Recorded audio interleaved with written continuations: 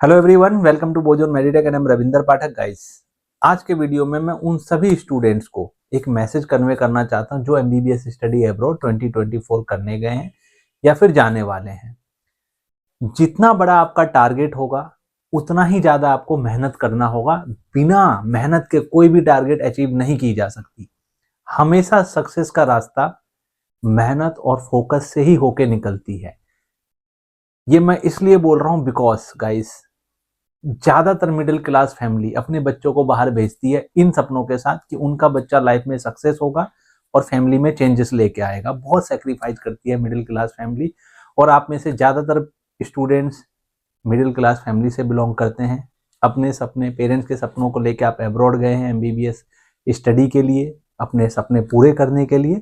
हमेशा इस बात को याद रखें कि आपने अपने पेरेंट्स का सपना पूरा करना है, अपना सपना पूरा करना है, और आपके पेरेंट्स ने बहुत सेक्रीफाइस करके आपको अब्रॉड भेजा है। बिकॉज कोई पेरेंट नहीं चाहता कि उनका बच्चा उससे दूर रहे। सालों साल आप दूर रहते हैं। अगर आपके पेरेंट्स के पास बहुत ज़्यादा फंड हो तो आपको इंडिया में ही प्राइवेट मेडिकल कॉलेज में सीट दिलवा सकते थे, लेकिन इतना ज़्यादा फंड ना होने की वजह से ही उन्होंने सेक्रीफाइस करके आपको दूसरी कंट्री में भेजा है, जहाँ आपको घर जैसा खाना नहीं मिलेगा, आपके अच्छे बुरे टाइम में पेरेंट्स का साथ नहीं होगा आपके साथ, बहुत सारी चीज़ें हैं। अगर आप इन बातों को बैक ऑफ द माइंड रख के वहाँ पे अच्छे से स्टडी करेंगे 6 साल, तो डेफिनेटली आप अपने लाइफ में सक्सेसफुल डॉक्टर बनेंगे और अपने फैमिली में चेंजेस लेके आएंगे। मैं ये सब इसलिए बोल रहा हूँ क्योंकि ज़्यादातर बच्चे बाहर जाते हैं, फर्स्ट ईयर में स्टडी अच्छे से करते नहीं हैं। उनको लगता है कि बेसिक सब्जेक्ट है, बाद में कंप्लीट कर लेंगे, घूम फिर लेते हैं, और ये सोच के बाद में कर लेंगे। जब आपका मेजर सब्जेक्ट आता है, बेसिक कंप्लीट है नहीं, बेसिक स्ट्रॉन्ग नहीं है, तो मेजर सब्जेक्ट आप लोग कैसे कंप्लीट करेंगे? वहाँ कॉप अप करना आप लोगों के लिए बहुत डिफिकल्ट हो जाता है। अभी आप लोगों ने एडमिशन ले लिया है, यूनिवर्सिटी पहुंच गए हैं, आपकी क्लासेस स्टार्ट हो गई हैं, तो आपने टाइमली सारे सब्जेक्ट क्लियर करके चलना है, सारे सिलेबस कंप्लीट रखना है, सो दैट आगे आपको एक्स्ट्रा स्टडी बर्डन ना आए। क्योंकि बहुत सारे बच्चे ये सोचते हैं फर्स्ट ईयर में कि बाद में पढ़ लेंगे, अभी थोड़ा घूम फिर लेते हैं। ये आप लोगों ने नहीं सोचना है।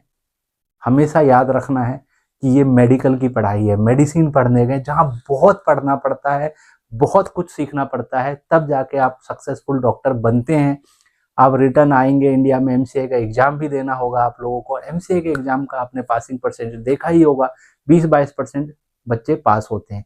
ये जो 20-22% बच्चे पास होते हैं, इस टैगलाइन को भी आप लोगों ने हटाना है। बिकॉज आप लोग नीट क्वालिफाई करके गए हैं। पहले बच्चे नीट क्वालिफाई करके नहीं जाते थे, अभी आप लोग पढ़ने वाले बच्चे हैं। पढ़ना है जिस लय के साथ, होते ना, एक आप लोगों का लय बना हुआ है पढ़ने का, नीट क्वालिफाई करके गए, उसी लय के साथ आप वहां पे पढ़े, उसी फोकस के साथ कंप्लीट करें एमबीबीएस स्टडी। डेफिनेटली आप लोग एमसीआई एग्जाम को फर्स्ट अटेम्प्ट में क्लियर करेंगे। क्योंकि अभी आप लोगों ने टैग हटाना है। आपने खुद से देखना है कि आपको उन बच्चों में रहना है, 20-22% पासिंग परसेंटेज वाले बच्चों में, या 80% जो फेल हो जाते हैं उन बच्चों में। ये टैगलाइन हटाना है। 20% से 50%, 80%, 90%, 100% तक एमसीआई पासिंग परसेंटेज को लेके जाना है। और जब आप लोग ठान लेंगे, बिल्कुल अपने टारगेट को अचीव करने के लिए मेहनत करेंगे, स्ट्रांगली मेहनत करेंगे, अपने पेरेंट्स के सेक्रीफाइस को याद रखेंगे, बैक ऑफ द माइंड हमेशा आप रखेंगे कि आप कहाँ से आए हैं, आपकी फैमिली कहाँ स्टैंड करती है, क्या उनके सपने हैं, क्या आपके सपने हैं, तो डेफिनेटली आप लोग अच्छा ही करेंगे। आप लोगों ने जाके वहाँ पढ़ना है। अभी क्लासेस स्टार्ट हो गई हैं। जो आपका आदत डली हुई है इंडिया से पढ़ने की, उस आदत के ही थ्रू आप लोगों ने कंप्लीट करना है कि नहीं, पढ़ना है तो पढ़ना है। रील्स नहीं बनाने हैं, वीडियोस नहीं बनाने हैं, यूट्यूबर या ब्लॉगिंग नहीं करनी है। अगर आप इन चीज़ों में गए, एम से डिस्ट्रैक्ट हो गए, तो आगे जाके बहुत प्रॉब्लम आने वाली है। बिकॉज बहुत सारे ऐसे बच्चे हैं जिनसे मेरी डिस्कशन होती है, और उनका एक्सपीरियंस जो मैंने लिया है, उनसे पूछा है कि भाई आप लोग एमसीए एग्जाम क्यों नहीं क्लियर कर पा रहे हो, तो उनसे यही सब पता लगता है कि उन्होंने स्टार्टिंग में क्या किया है। उन्हीं के अकॉर्डिंग मैं आप लोगों को बोलना चाह रहा हूँ कि आप लोग ऐसा ना करें।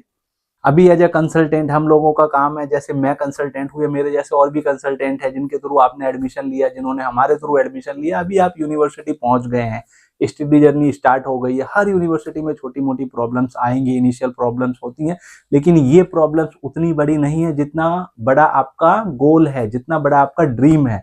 डॉक्टर बनने का ड्रीम है, और डॉक्टर आप लोग समझ रहे हैं सोसाइटी में भगवान का दर्जा है।